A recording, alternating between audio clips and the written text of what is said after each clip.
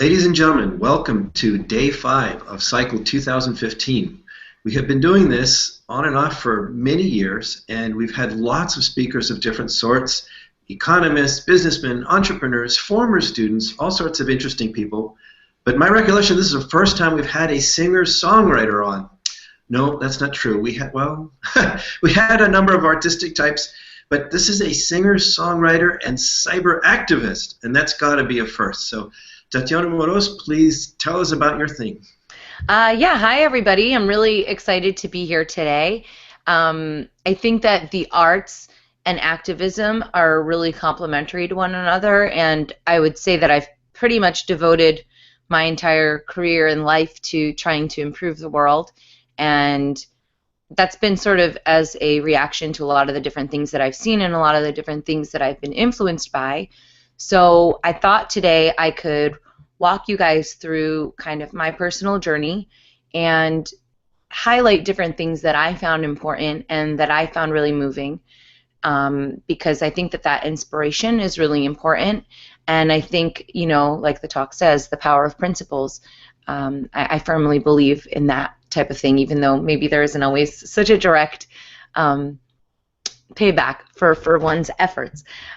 So I'll start on this other, I have like a little outline over here, telling you guys a little bit about how I grew up. So my mom is from Warsaw in Poland, and my father is from Brooklyn. I grew up in New Jersey, and all my life I knew I wanted to sing.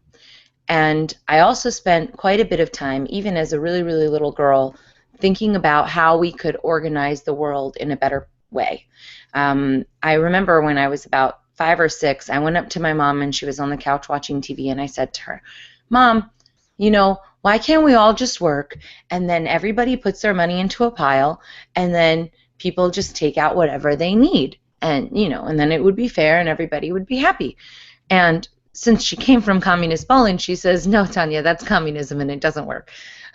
So she was pretty familiar with the effects of that type of an approach, and I went back to the drawing board.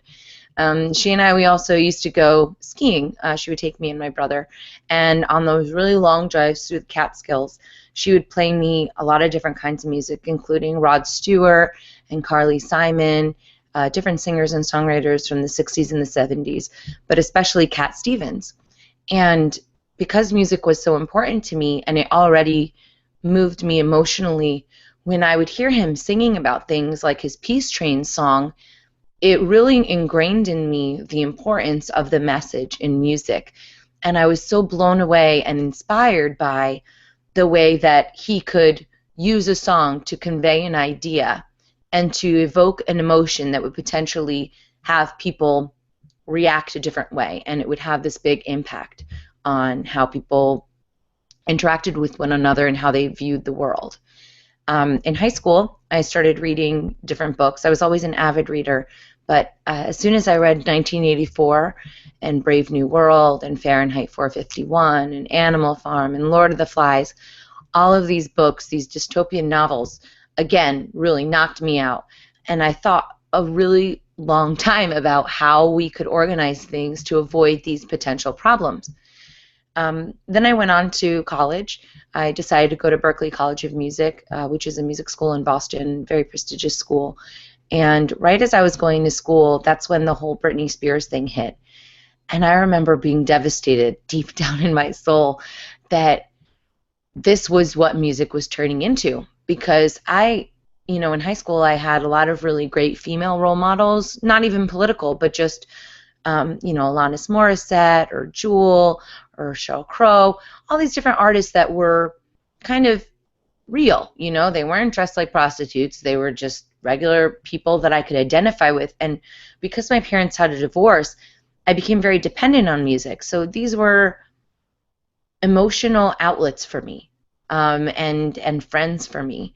So when I saw things like, you know, NSYNC or Britney Spears and that whole genre coming out, I was really, really upset and very concerned for mankind once again, because I was thinking, well, who are all the little girls going to look up to now? When I went to Berklee, I had a predominantly music theater background, Even though I listened to regular music, that was the only real performing outlet that I had, was musical theater and choir. My guy friends wouldn't let me be in their bands.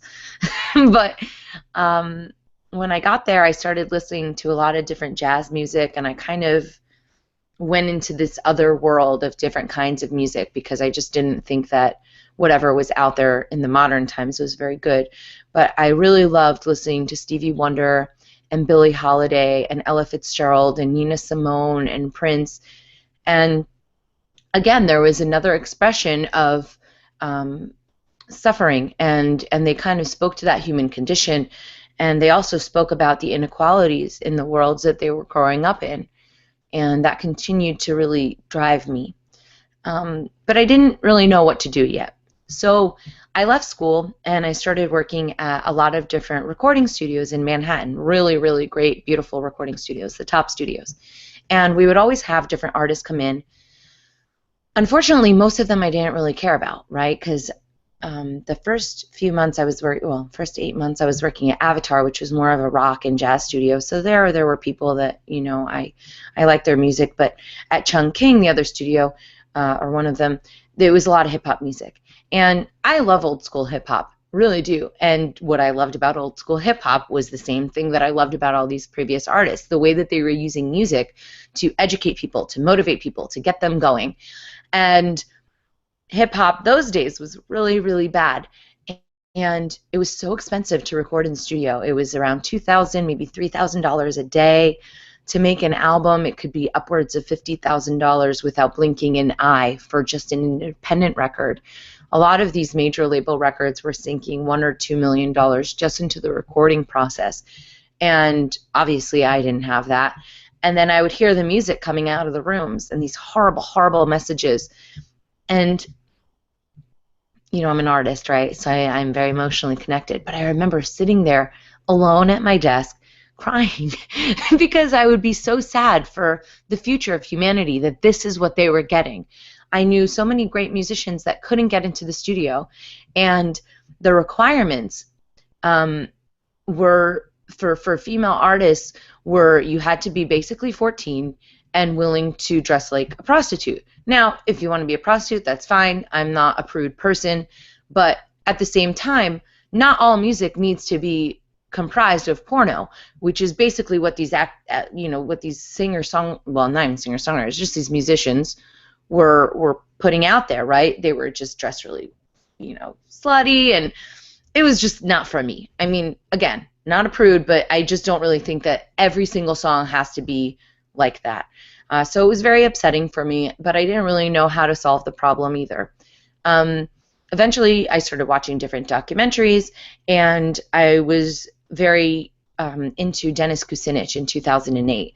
So Dennis Kucinich, for those of you who are international, was an American politician who was running for president, but he was on the left. So he was kind of a liberal guy, not liberal in the classical sense, in the American sense, which means that he wants more government intervention, government taking from one group, giving it to another. But at the time, I thought that that was the solution, right? I didn't want to have poor people. I wanted to have health care. That was a big issue back then, was health care, universal health care. I wanted that. So I didn't see why, from an economics perspective, what he was suggesting wasn't the right move. I had also learned about Ron Paul in 2008, but because I didn't understand his positions being influenced by Austrian economics, I just thought, why doesn't this guy want people to have health care? What kind of a weirdo doesn't like the EPA, the Environmental Protection Agency, right? So I promoted Dennis Kucinich that year, and then, time went on, and in 2011, I had a friend who was a Marine, or an ex-Marine, I guess, and he came over with a movie called The Money Masters, and we watched that on YouTube. We watched America, Freedom to Fascism. We watched Fiat Empire. And as soon as I started understanding the way that the Federal Reserve worked, I all of a sudden felt like a light bulb went off. And I knew that that was public enemy number one. I was like, these are the guys I gotta get rid of. So there was another artist at the time, and she was a big supporter of Ron Paul, but she had been more active in 2008. And I was staying up late one night, kind of, internet stalking her, and her name is Amy Allen. and she did an appearance on Alex Jones's show talking about her song that she wrote about Ron Paul. And what happened is she wrote this song about Ron Paul. You guys can look it up. And it was getting a lot of airplay on MTV. And what happened was somebody from the government, either the CIA or FBI, notified the label, listen, you can't have this music out there. Are you guys nuts? And so she said, no, I'm not taking down my music. Screw you guys, which was the right answer. That was very rock and roll. A few days later, her and her two girlfriends were walking down the street in late night in LA, I guess, and a few Mexican gang members came up to them, and the girls were really afraid. They said, here, take our money. A couple of the girls, I guess, were waitresses, so they had a lot of cash on them. And the guys kicked away the money because, you know, Mexican gang members, or any gang member for that matter, hates free money. And they kicked it away, and they left the other two girls alone, and then they proceeded to beat the hell out of Amy Allen with a crowbar in the head and kicking her and everything. So she almost died. It was really, really awful.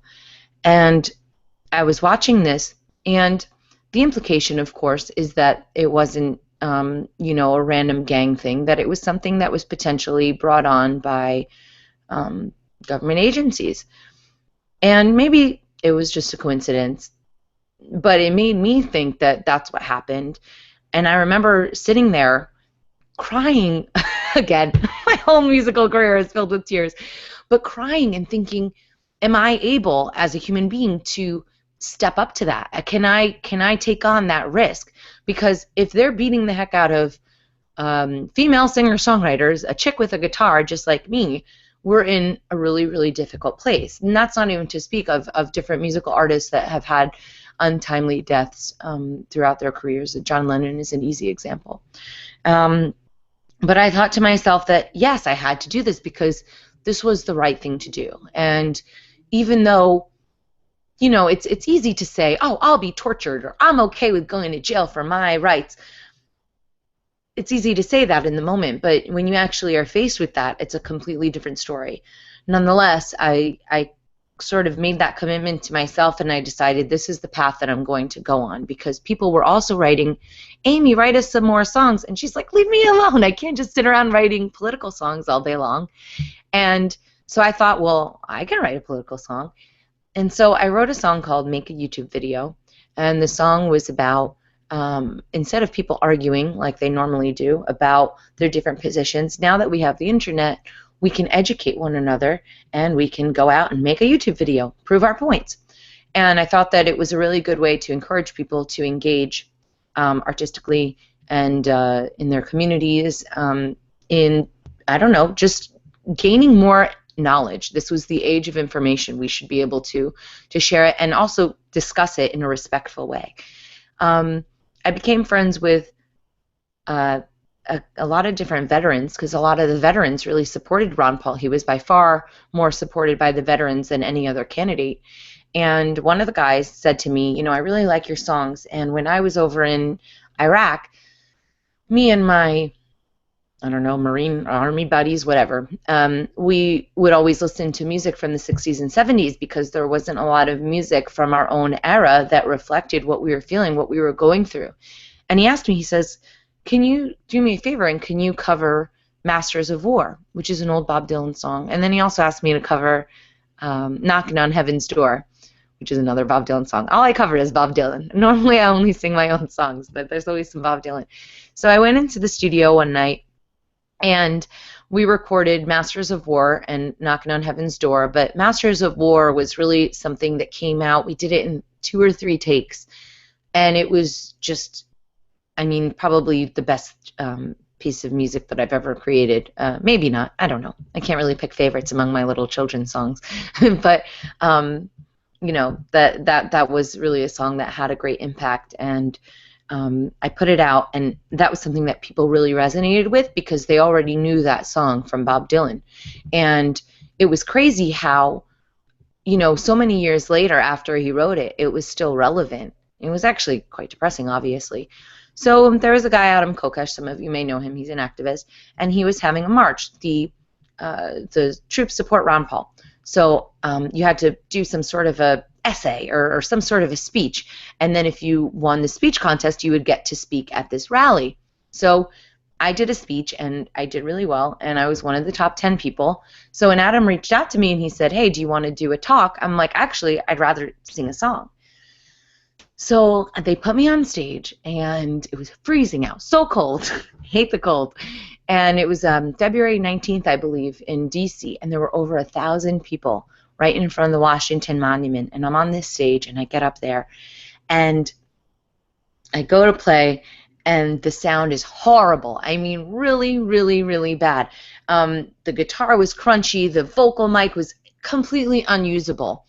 And that's a really big crowd to be singing in front of. But thankfully, my many years of gigging for completely unappreciative audiences for no money in New York paid off. And when a friend of mine, Jordan Page, yelled from the side of the stage, just go a cappella. So, you know, I went without any kind of amplification, and I walked to the front of the stage with my guitar. And I'll never forget this. I always call this the best day ever, because everybody from that audience just moved a few steps closer. And to me, that was something where we were all becoming closer as human beings, you know? And so I went and I sang, and it wasn't perfect, but it was perfect in that we were all together. And then later that day, we marched, and I met Amy Allen, and she said that she had been watching it on the live stream, and she was so worried for me because she didn't know what I would do. And that night, I got to sing with all the other musicians that were representing the movement, and Jordan Page, who I ended up being, you know, I was his Joan Baez to his Bob Dylan. That's how it ended up later on in my Liberty career. We sang together, and like I said, the best day ever. And from that point on, it was this whirlwind of singing at different Ron Paul rallies. I remember in Philadelphia just a couple months later, there were over 4,300 people. And I was really, really nervous that I was, you know, it's nerve-wracking when you're going to go and sing in front of that many people. But I got on the stage, and it was pouring rain. It was so cold. Again, freezing day.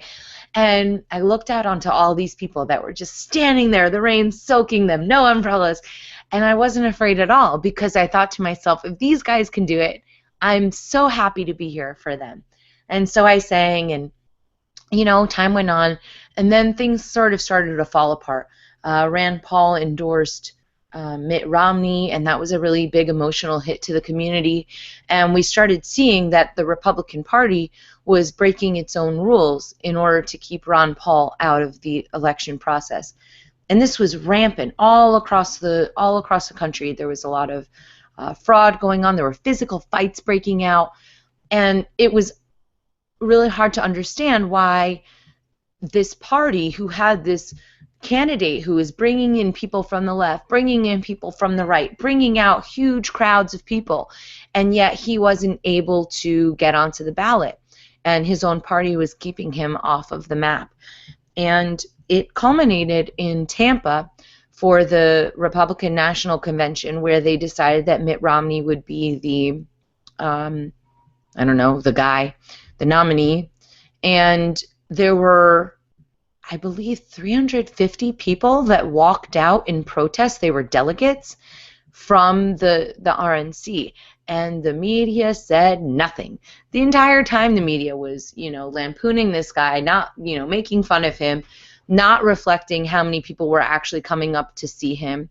And it was a really, really depressing time, because to me that was the death of my belief in the electoral process. I no longer believed that the president is a real thing that we actually get a chance to vote for, because of all these things I had witnessed. But I still believed in liberty. So I kept going to all these different events, and I thought that they would continue to be filled with people because they had been lit, you know, the fires of liberty had been lit or whatever. But now nobody was really coming. And that was really sad, because these were events that had 1,000, 2,000 people at least each time, and now there were 30. And I couldn't understand why that was happening, and it was really hard on the soul. And, you know, at the same time that I was in Tampa, the Tony Glippi and Stephen Pear from BitPay, which is a Bitcoin processor, they came and they sponsored me, and then they came to New York and they tried to convince me about how great Bitcoin was. And these guys really, really gave it a good shot. I mean, they really laid it on thick, and I could care less. I thought, why would I care about this? This sounds horrible. Why can't I just use dollars? I didn't get it. But then I started hanging out with Jeffrey Tucker.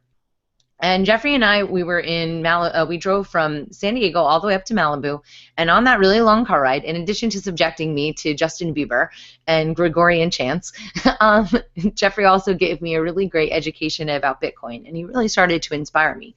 So BitPay was kind enough to sponsor me to come to Jeffrey's conference in October of 2013 in Atlanta, and I went to this conference, and even though I had no idea what they were talking about, they were totally technical and boring, what I did recognize was hope.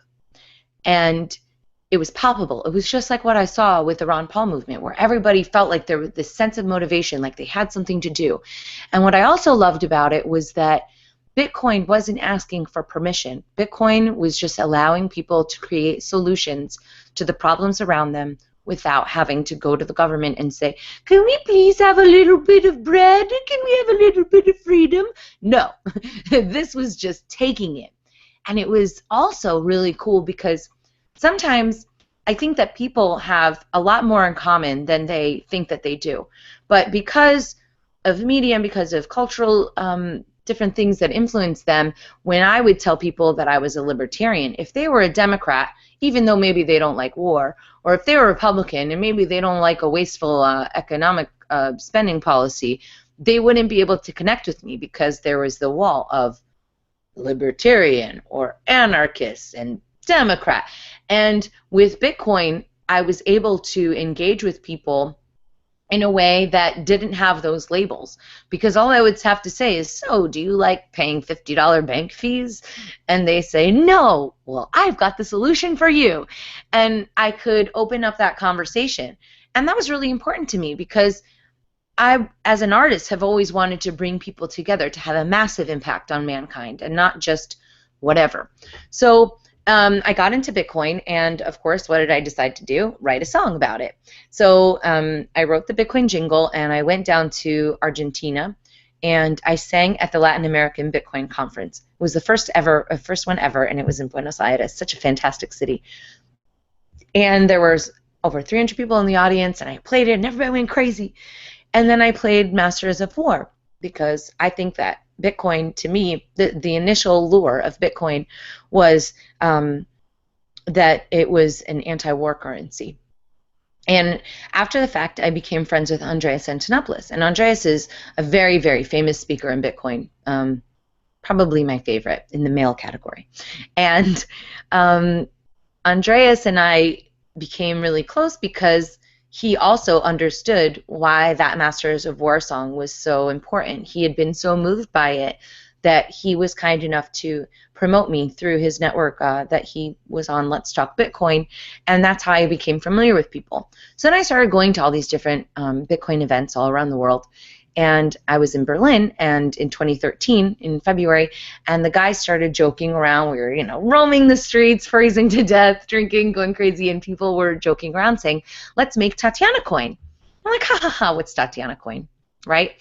And I got back and I became friends with Adam B. Levine, who owns Let's Talk Bitcoin, and Adam taught me about how cryptocurrency can be used for an artist. So we brainstormed and we created the first ever artist cryptocurrency. The point of making the artist cryptocurrency was to have a long-term funding solution to connect artists and fans. So if you go to Kickstarter and you were to donate to my music campaign, you can give me, $25. I give you a t-shirt, and that's pretty much the end of that relationship. What if you don't like some of the prizes that I'm offering, right? So it's not ideal.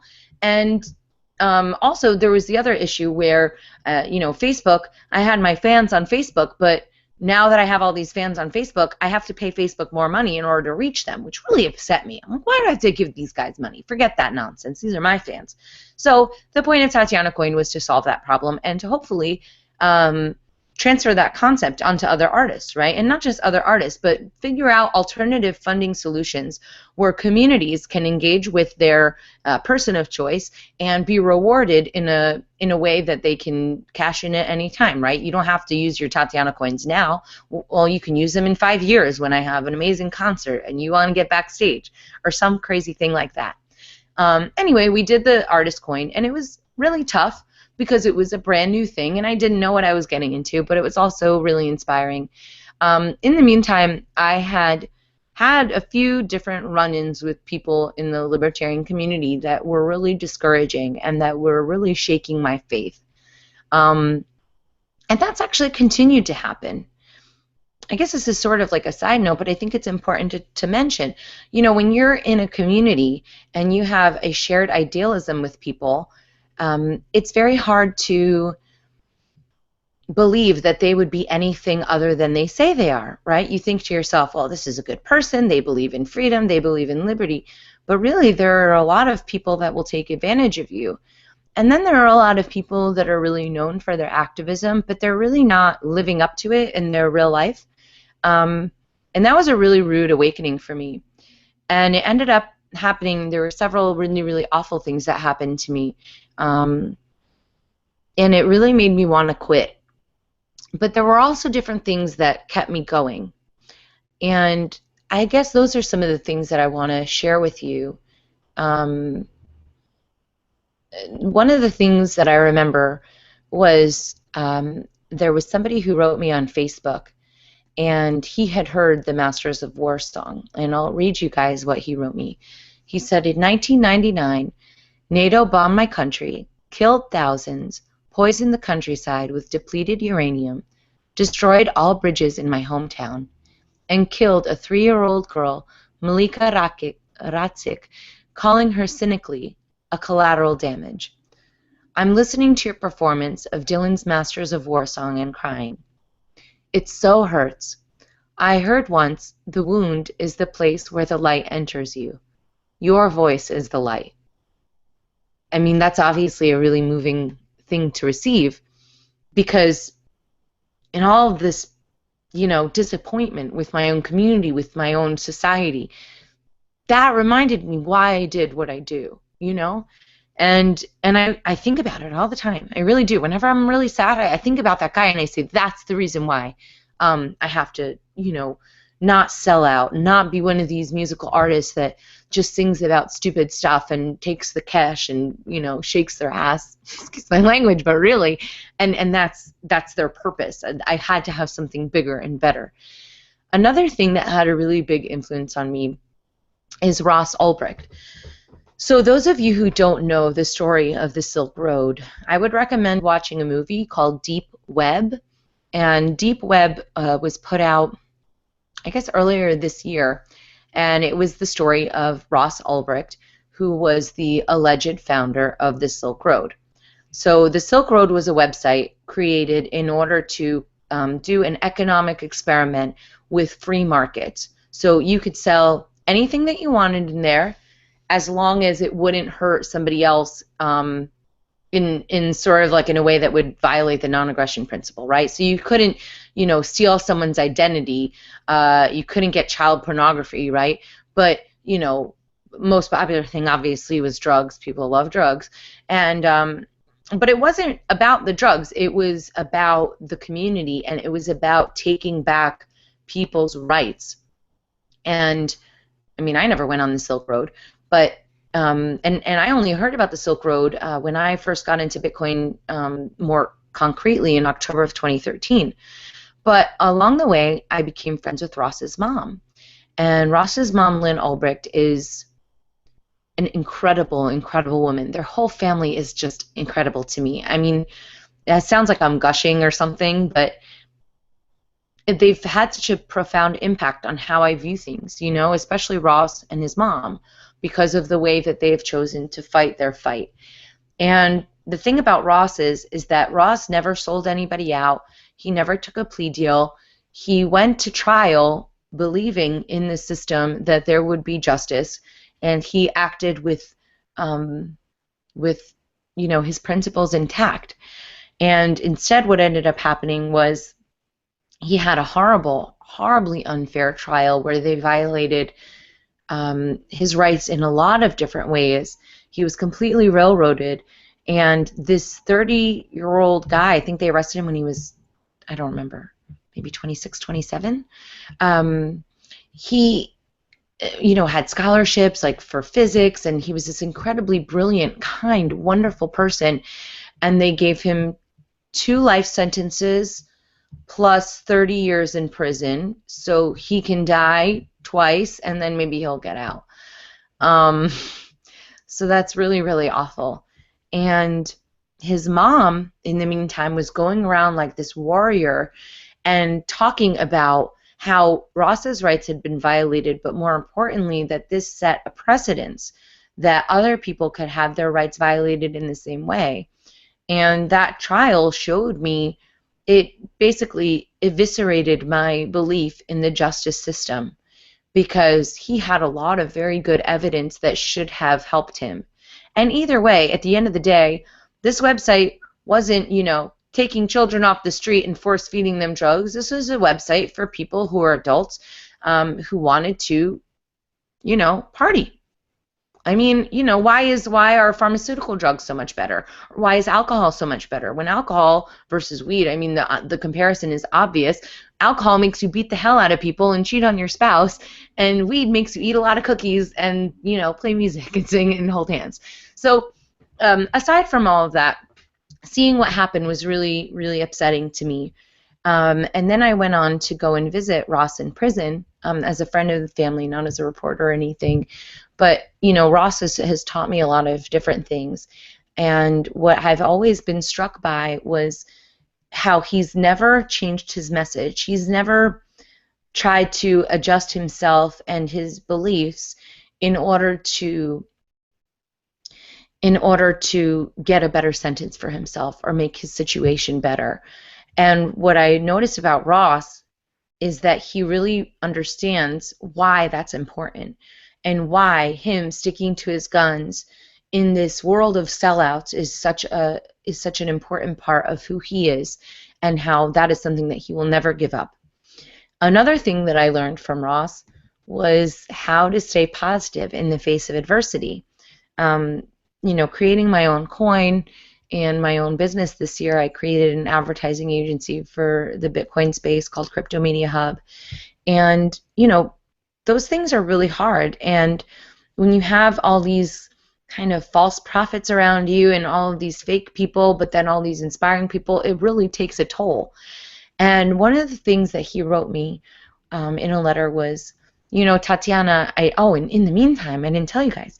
So in the meantime, I had this horrible voice problem where I don't really know. I think it's because of my allergies. We're still trying to solve the solution, but I wasn't able to sing for almost a year and a half.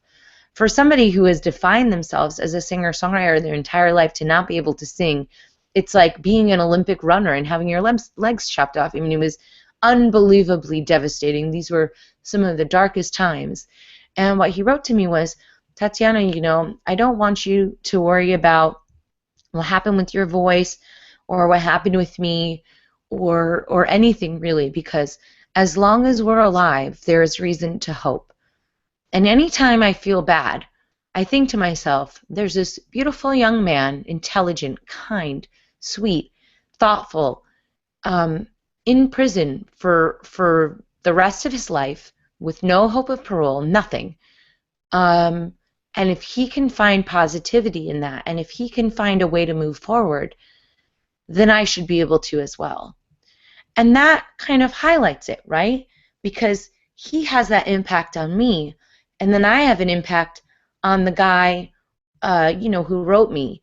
And even if the guy didn't write me, I don't know how many people I'm impacting, and Ross doesn't know how many people he's impacting. So even though it may not seem that there's some sort of an appreciation in terms of, I don't know, monetary compensation or something like that. I'm always poor, right? It's terrible. Artist life is not very lucrative. And so is, building your own business is really, really hard. But, when I think about Ross and I think about what he did, it really makes me think differently. And then another thing, he wrote me the other day and he said something, I had written him, I said, they auctioned off the last of your coin. And he wrote me, and to me, if I had heard that and I knew that the government stole my money and then was just auctioning it off, I would be like, what the hell? Give me my money, guys. But instead he wrote, I wrote this down to quote it correctly. What do you mean they auctioned off the last coin? That they seized from me? I hate to think of the suffering they will cause with it, but I remember how wasteful and inefficient they are, and maybe it won't be that bad. And that really knocked me out because he wasn't thinking about it from a selfish perspective. He was consistent in his desire to improve mankind, even in this personal exchange that he had with me. It's not like people who, there's a lot of positivity police, that's what I call them. People in the Liberty movement and just in general, that when you're sad or when you're going through something, they kind of blame you and they say, you have to think positive, be positive. You're only attracting what you put out there. And while I agree that that is true, you do have to try and stay positive. Those people, I think, are a lot of fakers too. They just want to feel superior. But when I see somebody who's genuine, how Ross is, that does really remind me just how lucky I am. And I think that that's something that we can all take from. So maybe in conclusion, I guess what I'm saying is that we may not know how we're impacting the world, and we may not, even in this lifetime, be rewarded for our actions and for our attempts at doing good and living with honor and integrity. But we don't know how that's influencing other people. Did Cat Stevens know when he wrote, Peace Train, that 20, 30, 40 years later there would be some singer-songwriter in New Jersey trying to inspire others? And I have arguably inspired people. So I think that that's such a beautiful thing. And, as sad as it can be, I always think that I am doing the right thing because of those principles, and they make me who I am. And that integrity is so important, because for all the 20 little girls out there that are going to go out and listen to Rihanna and sing about S&M or whatever, like 4-year-olds, there'll still be a little girl in Texas. I know a little girl in Texas who will listen to my songs, and maybe she'll grow up and play guitar, and maybe she will contribute to the world in a positive way, maybe not through music, but in another way because of me. So I encourage you guys, as you go on your journeys, to stick to your guns and try and be good, because you never know who you're going to reach in your work. So I guess maybe now we can take some questions. If anybody has any, I'd be happy to give you any more concrete advice versus sort of this personal story. Well, thank you very much for the story. That was a real emotional roller coaster just to listen to, and identify a number of pieces of it. And we have a question, and I'm sorry for stumbling, but there's a word here I don't know. Maybe you do. Patreon. Yes, I know. I can see it. You can see that? All right. What are your thoughts on the Patreon model? Okay, so Maybe you can define it for us. I'll tell you guys what Patreon is. So Patreon is a platform where if you like somebody, you can donate money to them all the time. And I think that that's a really great start, though I do think that people oftentimes overstate the tipping community. I don't think that people end up really tipping as much as they do, or maybe it's because I deal with libertarians and we're all poor, but I think that that's a good way to start. But what I like better about the artist coin is that I control the terms by which people donate to me, and they have an actual reward for what they're getting. Whereas with Patreon, it's more of a almost like a pay-per-view gateway or something or other, where people can donate and then they get special access to certain things. Like with the artist coin, we do that as well. We do give token controlled access, so if you have a certain threshold of Tatiana coin, you can see my personal blog or something or other. But they're not actually rewarded with anything.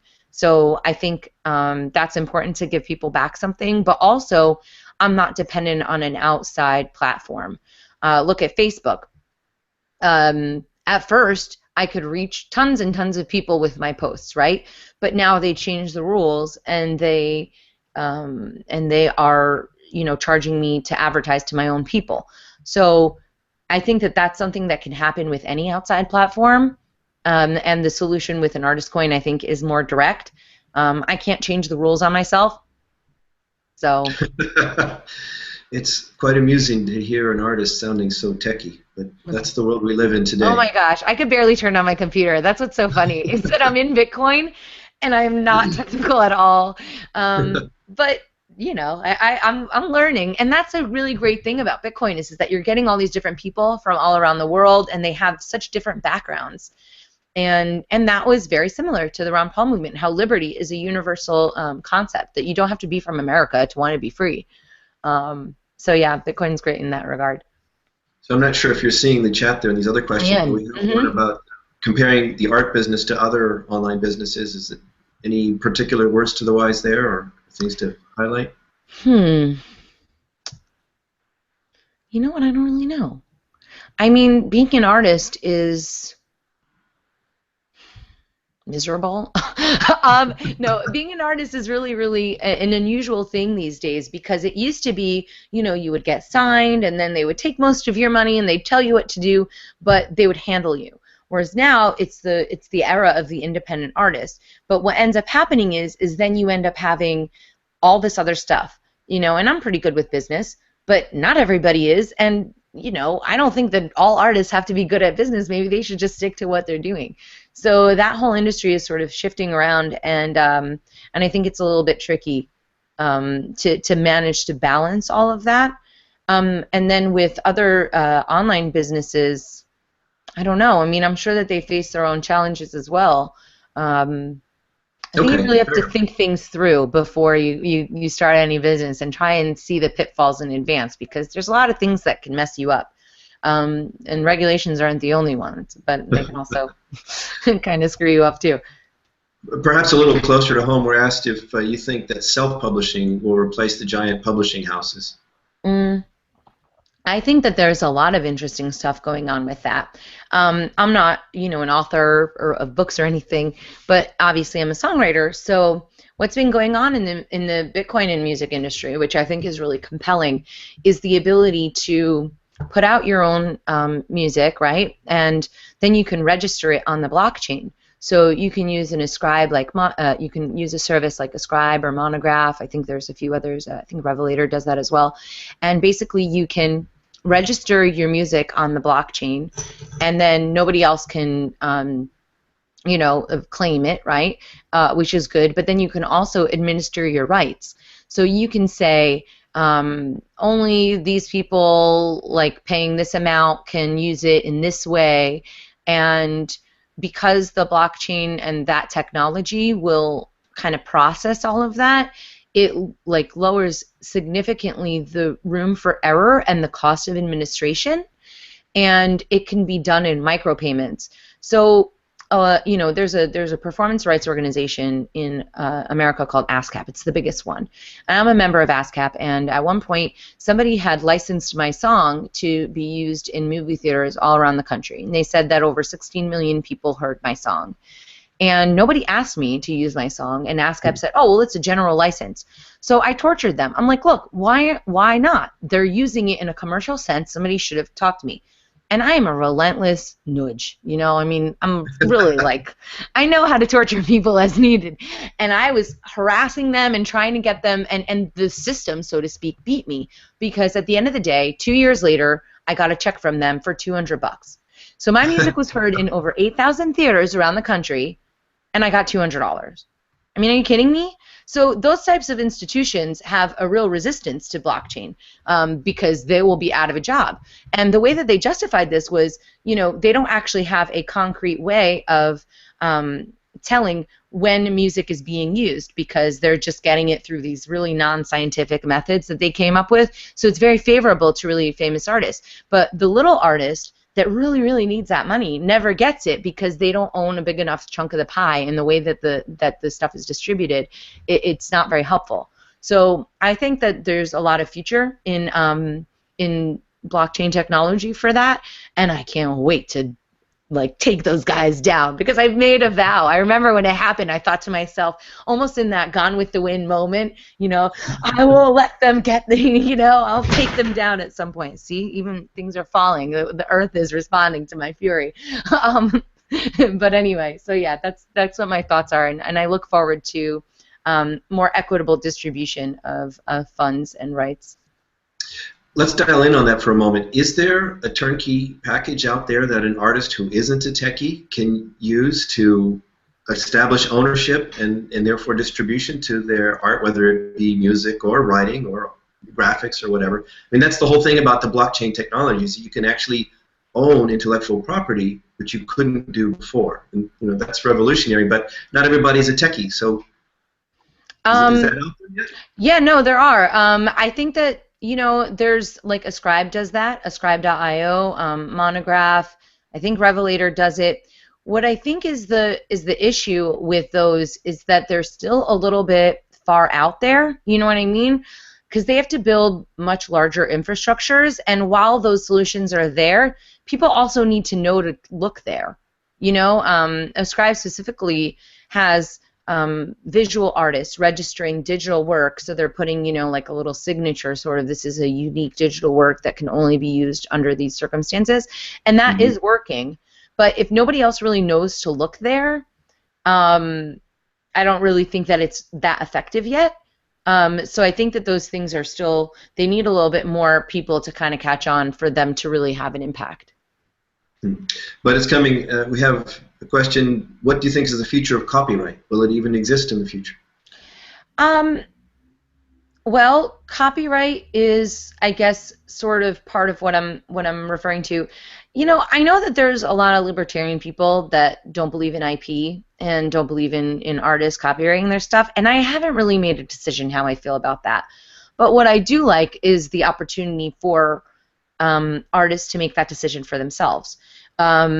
When you have this big collectivist group going to the government saying, we represent all artists and their interest in copyright protection, they're really just trying to protect their own big fat cat guys. They're not trying to help the little guy, even though they wrap themselves up in the flag of the artist. So I think that the more that people can take control of that stuff, the better, and I definitely see that coming. And that's evidenced with those types of platforms that I mentioned before. We have a question sort of specifically to your experience. I don't know the answer to this. He says, do you have to ask to cover somebody else's song? And if you do have to get permission, do you have to pay to cover somebody else's song? Or when you sing it, does it become your song? Yeah, you do have to. You have to get rights. You can't just randomly cover somebody's song, especially not if you're going to make money off of it. And it's sort of an annoying process, but it's not too terrible. And I don't really know how serious they are about administering that and really cracking down. I know that on my albums, whenever I cover something, I definitely pay the fee because I don't want to go to jail or anything. And then I see there's a question here: do people ever ask you to cover specific songs? And do you have a price to cover and produce a song? Sometimes, yeah, people do ask me to do something. It depends how much it costs because I have to get a studio, and I don't like to do anything kind of like mediocre. I like to do it really well. So there are some expenses because I have to hire a band, and it depends. So if I can do it just acoustic guitar and somebody wants me to do something in my apartment as a YouTube video, well, that's one thing. And then if somebody wants me to go into the studio and do a full production, maybe they want to woo their future wife or something and they want me to write them a love song. I mean, I can even write them a song on demand, and then that kind of depends on what it ends up costing me and then what it ends up taking of my time, and then I kind of try and figure something out from there. Okay. But with the artist coin, actually one of the prizes for people who own Tatiana coin is to be able to have me go into the studio and do something for them, and then they would pay me less because they supported me earlier on with Tatiana coin than somebody who wants to give me cash, although I will take cash. Well, actually, let me follow up on that. So Tatiana coin it's specifically for business with you. It's not a more general currency that could be used for other artists. Yes. It's not something you started with your name. It's something for doing business with you. Is that correct? Yes, well, it's called Tatiana Coin because I'm the artist, and so you use it to cash in on things that I am selling, so my store. Now, if I wanted to sell, I don't know, jogging lessons, because you know all those people with the trouble jogging, they need me to teach them. Well, but you know what I'm saying. So if I wanted to, sell anything, really, I could for Tatiana Coin because that's almost my own economy. But what I'd like to see happen now that we're kind of in Alpha 2 and you can go to my website and you can buy Tatiana Coin and you can use it right now in a really simple iteration, but it works perfectly fine. What we want to do is get other artists to do it because I believe that if other artists have their own coins that we can trade coins for each other. And I'd also like to be building different communities online. So if you use Tokenly, which is I actually think it's the only solution for what I'm doing right now. And basically Tokenly gives me, the store functionality, but we're also building in a way to have a forum and way to do chat messaging and stuff like that. So I set the rules for how I engage with my fans, but then if other artists had their own little Tokenly communities and their own artist coins, there's no reason why those things couldn't play together, therefore fulfilling some of the great benefits that you do get from Facebook in terms of community and a cross-section of communities, but still having control of that is really important. That's very interesting. I got to ask you, this one's coming from me, not from a viewer. I love the whole idea of Bitcoin and non-government money.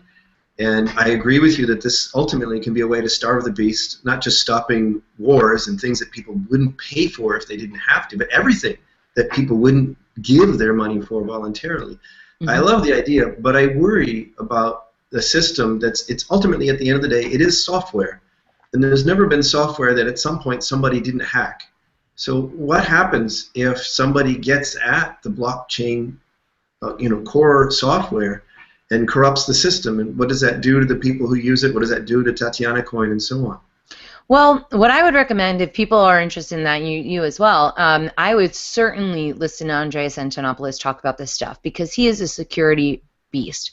But what I will say from my own, Tech 101 experience is that Bitcoin's been around since 2008, and it is the largest supercomputer in the world. It's 4 times bigger than any other computer because it's a network, right? So every time more people are getting into it, it strengthens the validity of it because all those people are validating all the transactions. So it's been #1 hack goal for everybody, right? Because computer guys that are hackers, they really like to fight each other and they like to prove that they can hack into things. So this was, the golden goose, and they still haven't done it, and no one thinks that they ever will. Now, technology changes, and this is, the very first iteration of this type of thing on a mass scale. I'm very bullish on Bitcoin. There's a lot of banks and large institutions that are investing in it, but in a way it also kind of makes it seem a little bit more valid as well. And I think that there could be improvements made, and we're going to see that happen. But I don't ever really worry that Bitcoin is going to get hacked.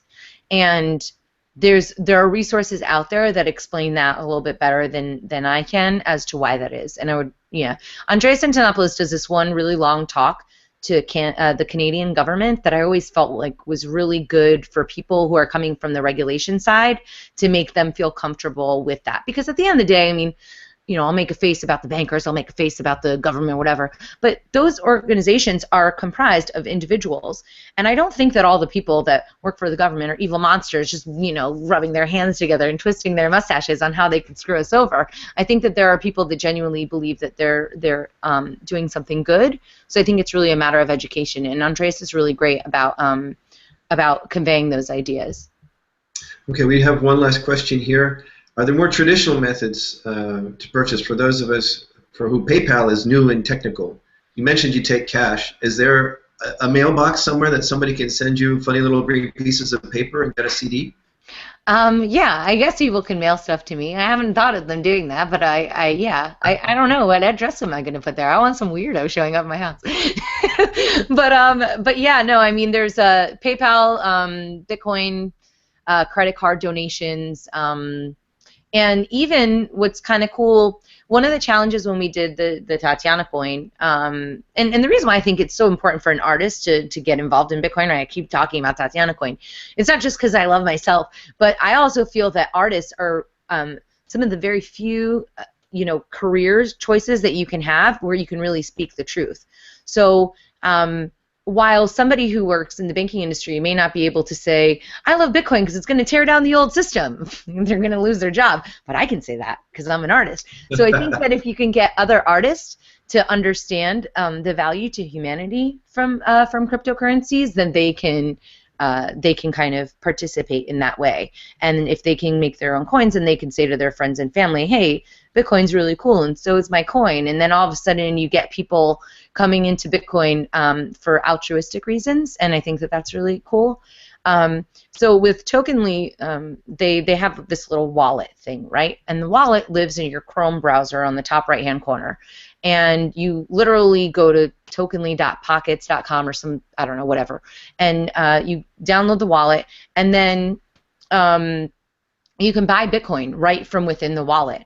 And you provide your banking information, so it's probably not the most anonymous way of purchasing your Bitcoin if that's something that you consider. There are other resources for that. But what's cool is that anybody can get Bitcoin just by linking up their bank account to this wallet. And as long as you practice good safety and security measures, you should be fine. And actually, there's a lady named Stephanie Murphy. She is also on Let's Talk Bitcoin, which is a show. I have a show that I do with Liberty.me that I also broadcast on the Let's Talk Bitcoin network. So anyway, she and we always talk about how Bitcoin is really hard and annoying. And so in the next coming weeks, we're going to do some really basic Bitcoin 101 stuff so anybody can know it. Because seriously, well, maybe I could barely plug in my computer, and if I figured it out, then I think that I can too. Maybe you can send us some links. And actually, we had a request earlier. If you don't mind, and since you're an experienced Liberty.me user, you could come onto the Cycle discussion forum. If you wouldn't mind, post some of the movies and songs that you said had influenced. Oh yeah, definitely. I'd be happy to. People would like to know if there are links and or just the names so we can Google them and so on. Yeah, no, I'll do that right after we jump off. I'll send you guys some things. Okay. Well, this has been great fun. I'm going to have to pull the plug on it, though, because we have our next speaker coming up in a couple of minutes. Great. But thank you so much. That was completely different from everything else we've heard so far all week long. It was strong, and I appreciate your contribution. This has been great. Oh, I'm so happy to be a part of it, really. And I think it's like a global thing, These ideas are not just for Americans, it's for everybody. And with what's happening right now, it's never been more important to try and unify. Well, yes, your audience on this one is definitely global. So thank you very much. And excellent. Thanks so much. I appreciate the opportunity. Bye, everybody. Take care. Take care.